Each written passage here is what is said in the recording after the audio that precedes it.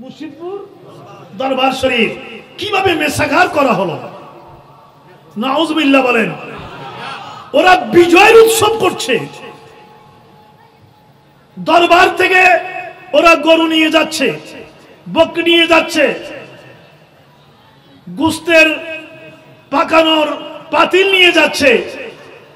ওই মসজিদের ইমাম সাহেব বলল, আমি যেই মিম্বরে দাঁড়িয়ে খুতবা দিতাম সেই মিম্বরটা পর্যন্ত কাঁধে করে নিয়ে যাচ্ছে। জি, নিয়ে যাচ্ছে। আরো নিয়ে যাওয়ার সময় বলছে আলহামদুলিল্লাহ। আপনারা শোনেন নাই কি বলতেছে? আলহামদুলিল্লাহ। চোরেরা বলতেছে আলহামদুলিল্লাহ। ওরা বলছে ওরা শিরকের আড্ডাখানা নিস্তেনাবুদ করেছে। ওখানে শিরিক কিভাবে হবে?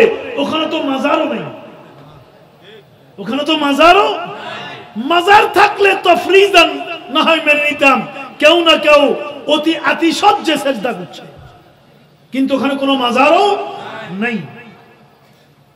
আমার বন্ধুরা ভাইয়েরা, আইনের জায়গায় আইন, নিরাপত্তা বাহিনীর জায়গায় নিরাপত্তা বাহিনী,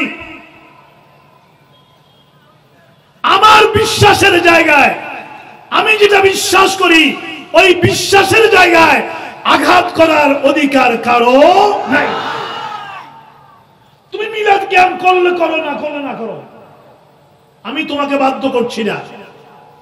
আমি করলে আমাকে না করতে বাধ্য করার অধিকার তোমার নাই।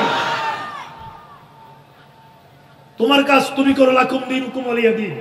তোমারটা তুমি করো, আমারটা আমি করব। কেউ কাউকে, কেউ কারো নাগরিক অধিকারে বাধা দিতে পারে না। জোরে বলেন পারে? এর চেয়ে নেককারজনক আর কি হতে পারে? এই অবস্থায় সুন্নিয়তের বৃহত্তর ঐক্যের প্রয়োজন আছে কি নাই? হাত তুলে দেখার প্রয়োজন আছে কি নাই? আমার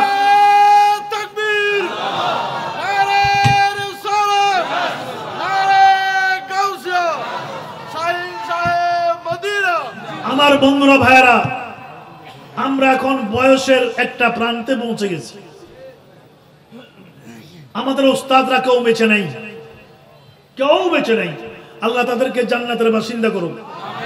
আরো জোরে বলুন না আমিন। আমরাও জীবনের সন্ধ্যাবেলা এসে গেছি। আমাদের তরুণ দীপ্ত ওলামারা এগিয়ে আসছে। আল্লাহ ওদেরকে দায়িত্ব পালন করার তৌফিক দান করুন। জোরে বলুন না। আমাদের ভিতরে এখন এটার উপর তকদির করতে গিয়ে যদি কোন শ্রোতা দাঁড়িয়ে বলেন, হুজুর আমরা সবাই ঐক্যবদ্ধ আছি, আপনারা যারা মঞ্চে আছেন আপনারা ঐক্য হয়ে যান, এ কথা যদি কেউ বলে, আমার মুখ থাকবে? এটাই তো সত্য, এটাই সত্য।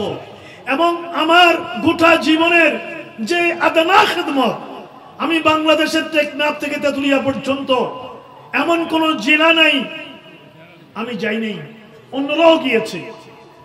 আমার যেটা অভিজ্ঞতা, আমার যেটা তাজরাবা, সেটা হচ্ছে এই গোটা বাংলাদেশের টেকনাফ থেকে তেতুলিয়া পর্যন্ত প্রতিটি মাটি কণা সুন্নিয়তের ঘাঁটি।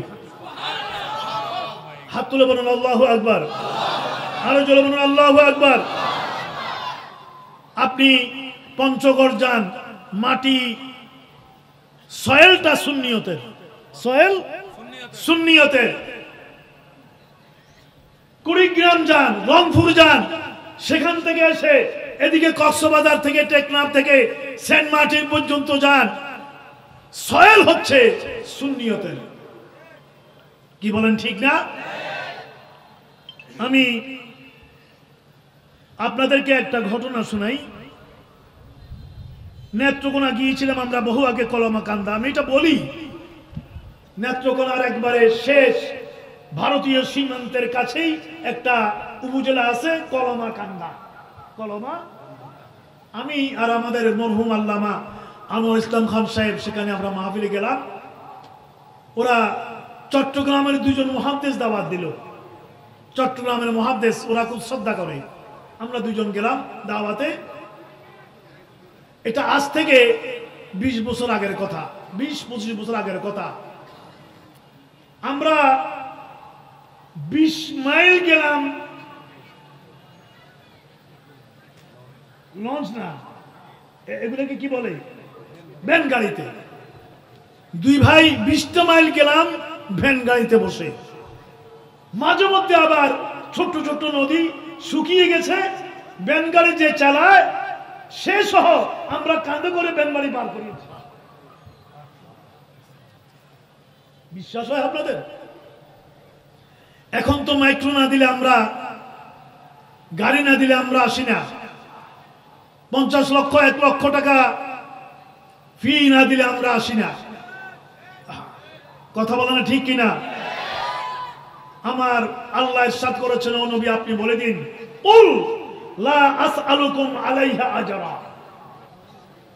লা আসআলুকুম আলাইহা আজরা।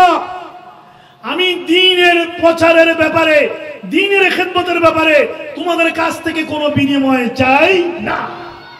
ইন আজরিয়া ইল্লা আলাল্লাহ। আমি দ্বীনের যে খেদমত আঞ্জাম দিচ্ছি, এটার উজরত, এটার যে বকশিশ, এটার যে সওয়াব, এটা আমি আল্লাহর কাছ থেকে নেব। বন্দা দিলে কত দিবেন? 10,000 টাকা, 20,000 টাকা, 50,000 টাকা, 1 লক্ষ টাকা, কত দিবেন? আল্লাহ দিলে কি শুধু 1 লক্ষ দিবে? ইন আজরিয়া ইল্লা আলাল্লাহ। জোরে বলুন না সুবহানাল্লাহ। আমরা পার হলাম ভ্যান গাড়িতে করে, মাহফিলে চলে গেলাম। এই মাহফিলের 10টার মতো মানুষ হবে। ওইদিকে বছরের মাহফিল কম, মানুষ বেশি। মাহফিল কম, বছরে ওরা মৌসুমি মাহফিল করে 2-3টা, কিন্তু সবাই জানে কোন তারিখে হবে। সবাই ওটা জমিন যখন ধান উঠে যায়, শুকিয়ে যায় জমিন, ধানের জমিন, তখন ওরা বিশাল এলাকা জুড়ে ওরা মাহফিল করে। এই মঞ্চের মতো 3টা মঞ্চ হবে, আলেমরা বসা, কথাগুলো শুনবেন। কোথায়?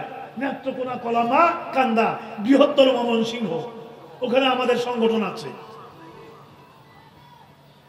আমি আর আমার ভাই আল্লামা আনোয়ার ইসলাম খান সাহেব যখন গেলাম, ডানে বামে তাকিয়ে দেখতেছি যে সমস্ত আলেমরা বসেছে সব কওমি, সব আহলে হাদিস, সবগুলো আহলে হাদিস। এত বিশাল বিশাল পাগড়ি, বিরাট বিরাট পাগড়ির জন্য মুখ দেখা যায় না, ওরা বসে আছে। আমি আর খান সাহেব বসে একটু আলোচনা করলাম, এখানের পরিবেশটা, এই পরিবেশে কি বলবো। এরপরে আমি ওনাকে বললাম, আপনি আমলের উপর ওয়াজ করবেন, আমাদের মাঝে মাঝে শানের রিসালাতকে একটু একটু আনবেন, শানের রিসালাত একটু একটু আনবেন। কাজ দিয়ে দেখি এই কলমা কান্দার এই হাজার লক্ষ মানুষের ঈমানের ভিতরে নবী প্রেমের স্ফুলিঙ্গ আছে কি নেই। কথা বুঝতে পেরেছেন? আমি লক্ষ্য করলাম খান সাহেব যখনই শানের রিসালাতের দিকে একটুখানি ইঙ্গিত করে, মাহফিল হরকত হয়ে যায়। মাহফিলের মধ্যে নবী প্রেমের, নবীর ভালোবাসার একটা জোয়ারের ধাক্কা লাগে। বুঝলাম মঞ্চে যারা তারা আহলে হাদিস, কিন্তু মাঠে যারা তারা আহলুস সুন্নাহ। হাত তুলে বলুন আল্লাহু আকবার, আরো জোরে বলি আল্লাহু আকবার। যারা মঞ্চে ওরা আহলে হাদিস, আর মাঠে যারা ওরা আহলুস সুন্নাহ।